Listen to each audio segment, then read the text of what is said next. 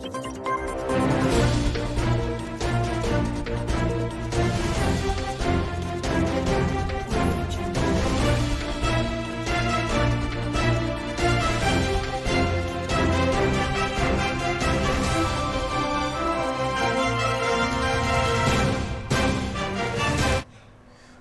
99 news के Bihar Jharkhand bulletin में आपका स्वागत है। मैं हूं आपके साथ सोमनाथ तिवारी। सीतामढ़ी में शनिवार की सुबह मेजरगंज थाना क्षेत्र मेजरगंज बसबेट्टा मुख्य मार्ग के हरसकरी पुल के पास अपराधियों ने एक किसान की गोली मारकर हत्या कर दी। सुबह सुबह गोलियों की तड़तड़ाहट से लोग खौफजदा हो गए। थोड़ी देर में घटनास्थल पर लोगों की भीड़ जुट गई। मृतक की पहचान भलुहिया गांव निवासी तपेश्वर महतो के रूप में की गई है। पुलिस घटना की छानबीन कर रही है। परिवार के लोगों से विशेष जानकारी ली जा रही है। इधर घटना के विरोध में ग्रामीणों द्वारा हरसकरी पुल पर टायर जलाकर सड़क जाम कर विरोध जताया गया। बिहार को विशेष राज्य का दर्जा दिलवाने के लिए पूर्व सीएम जीतन राम मांझी की पार्टी हिंदुस्तानी आवाम मोर्चा किसी हद तक जा सकती है। सरकार से लड़ना पड़े तो लड़ेंगे, लेकिन बिहार का हक दिला कर रहेंगे। ये बातें हम के प्रवक्ता दानिश रिजवान ने कही है। उन्होंने कहा कि राजद के लोग आएँ, बिहार में प्रदर्शन करें, हम उनके साथ केंद्र सरकार का घेराव करने को भी तैयार हैं। इस दौरान दानिश रिजवान ने भाजपा के साथ ही राजद सुप्रीमो लालू प्रसाद, राजद नेता शिवानंद तिवारी पर भी जमकर शब्दबाण चलाए।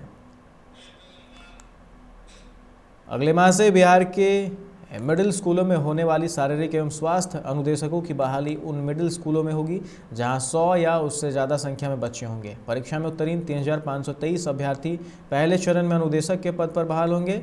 इसके अतिरिक्त 4863 पद खाली रह जाएंगे, जिसे दूसरे चरण में भरने के लिए फरवरी में बिहार विद्यालय परीक्षा समिति द्वारा परीक्षा ली जाएगी। खास बात यह है कि शारीरिक शिक्षा एवं स्वास्थ्य अनुदेशकों के पद अंशकालिक है। शिक्षा विभाग के मुताबिक प्रदेश के मिडिल स्कूलों में कुल 8386 सृजित पदों पर शारीरिक शिक्षा एवं स्वास्थ्य अनुदेशकों की नियुक्ति होगी। शारीरिक शिक्षा एवं स्वास्थ्य अनुदेशकों को प्रतिमाह 8000 रुपये नियत वेतन के रूप में मिलेंगे।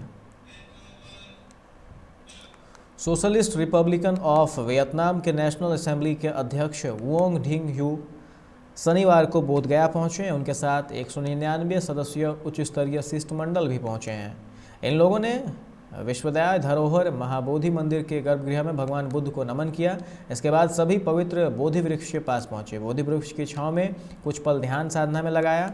वहां से सभी साधना उद्यान गए। वहां विश्व शांति को लेकर अष्टधातु से निर्मित शांति घंटे को बजाया।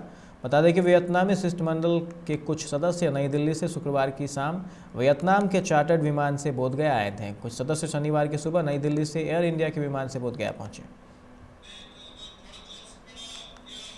तेज प्रताप यादव ने विशेष राज्य के दर्जा और शराबबंदी को लेकर सरकार पर जमकर हमला किया है।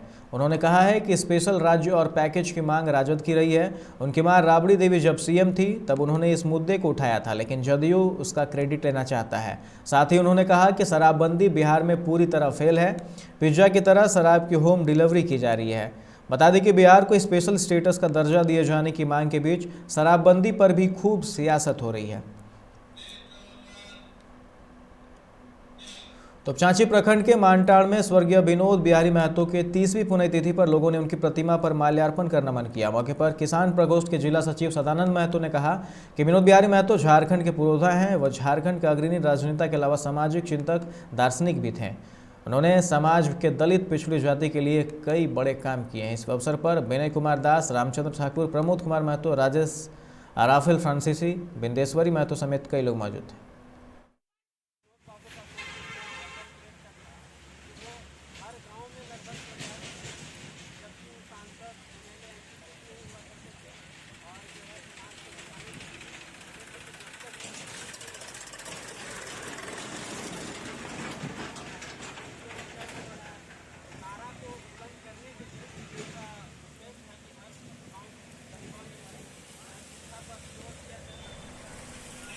तीसवीं पुण्यतिथि पर विनोद बिहारी महतो स्मारक चौक के पास आज स्थानीय लोग एवं समाजसेवी आनंद चौरसिया ने विनोद बिहारी महतो को माल्यार्पण कर श्रद्धांजलि अर्पित की।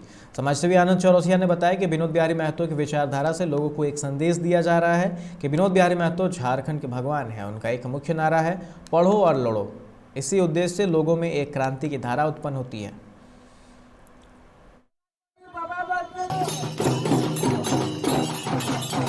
पूरा कोयलांचल जानता है कि विनोद बाबू का जो योगदान कोयलांचल में रहा, पूरे झारखंड के लोग उनको भगवान मानते हैं। आज उनकी पुण्यतिथि है। उनका एक नारा था, पढ़ो और लड़ो।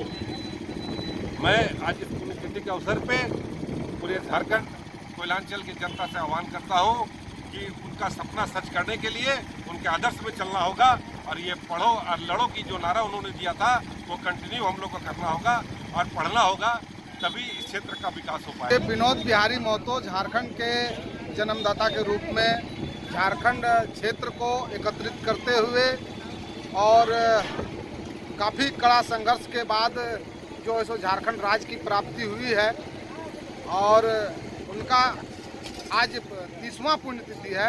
इस पुण्यतिथि के अवसर पर हम लोग उनके विचारों को हम जनता तक पहुंचाने के लिए हम लोग आज कोविड का पालन करते हुए सादे समारोह के रूप में श्रद्धांजलि कार्यक्रम का आयोजन किया।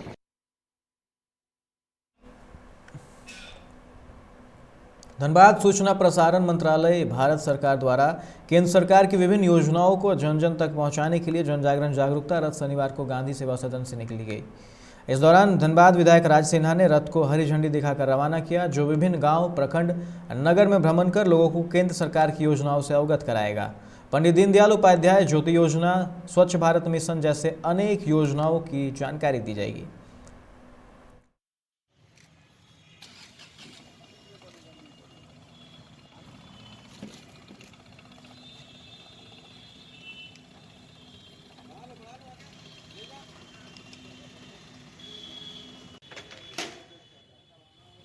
देखिए, सूचना प्रसारण मंत्रालय भारत सरकार के द्वारा यह जिलों के अंदर एक जागरूकता रथ निकाला गया है और उसी को आज हम लोगों ने यहाँ से विदा किया है। यह स्वच्छ भारत अभियान के तहत जितने भी हैं उसका भी प्रचार प्रसार लोगों के बीच में करेगा। इसके अलावा जो सबसे महत्वपूर्ण मुद्दा आज के दिन में है वो कोरोना, अभी ओमिक्रॉन का भी खतरा आ रहा है और लोगों से यह अपील करना कि आप टीका अगर नहीं लिए हैं अभी तक तो जल्द से जल्द टीका लीजिए, मास्क लगाइए, दूरी बरतिए, साबुन से हाथ धोना या सैनिटाइजर से हाथ में सैनिटाइजर लगाना, ये सारे जो सुरक्षात्मक उपाय जो थे हमें जो पहले हम कर रहे थे उसको पूरी तरह से करते रहिए। यह एक प्रचार लोगों के बीच में जागरूकता फैलाने के लिए ये रथ है।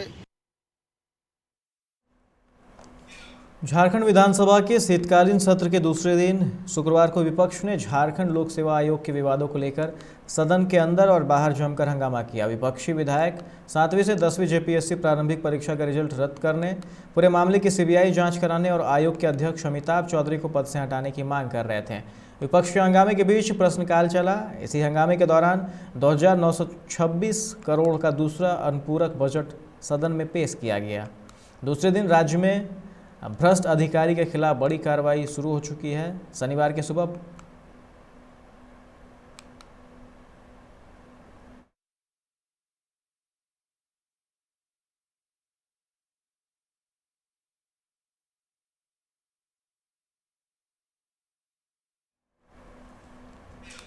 धनबाद एसएनएमएमसीएच के वरीय हड्डी रोग विशेषज्ञ डॉक्टर विजय प्रताप सिन्हा पर अपराधियों ने गोली चला दी।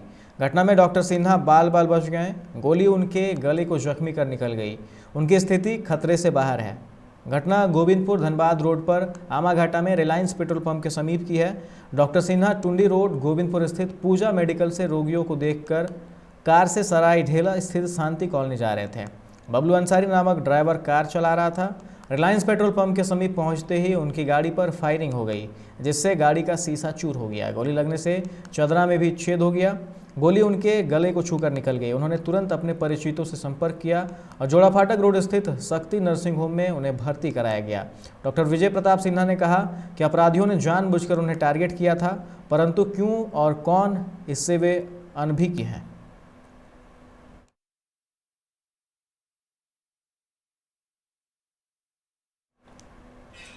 धनबाद गोल्फ ग्राउंड पार्क अगले 9 दिनों तक बंद रहेगी।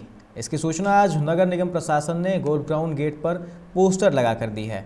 नगर निगम के द्वारा बताया गया है कि 19 दिसंबर सुबह 9 बजे के बाद से 28 दिसंबर तक पार्क में मेंटेनेंस कार्य किए जाएंगे, जिस वजह से इस पार्क को 9 दिनों तक आम लोगों के प्रवेश वर्जित हैं।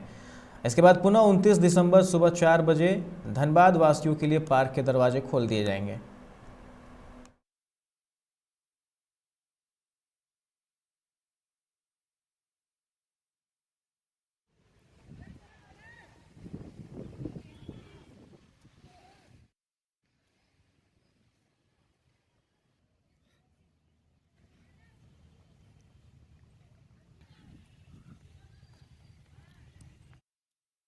नया बाजार निवासी शोहेब आलम से 10 लाख रुपया रंगदारी मांगने के मामले में 2 वर्षों से फरार चल रहे वासेपुर के डॉन फहीम के पुत्र इकबाल खान को शनिवार को पुलिस ने गिरफ्तार कर लिया है।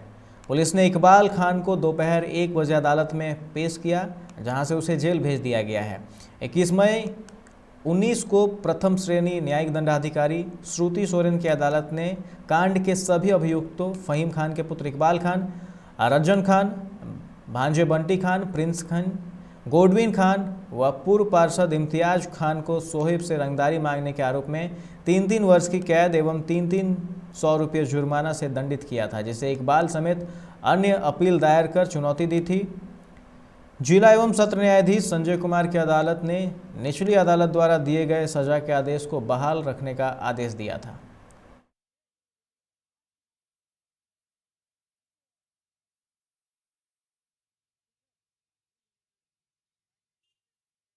फिर उसके इसमें वारंट हुआ, तो 2 साल तो कोरोना के लगे तो वारंट नहीं हो रहा, फिर वारंट हुआ तो फिर अभी वारंट परसों तक उठा, हमको खबर नहीं था, हम भी नहीं कर पाए, इसी कारण गिरफ्तारी हो गई। तो 2-15 में मेरा भाई को फोन करके मेरा भाई फोन करके पुलिस का नाम दिया।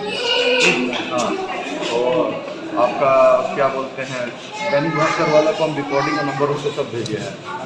अब मेरा वकील से गिरफ्तार क्या बोल रहा है, अभी बैंक में आवेदन मेरा केस कर रहा है। हाँ, केस कर रहा है। इस बुलेटिन में फिलहाल इतना ही। तमाम खबरों के लिए आप देखते रहें 99 न्यूज़। नमस्कार।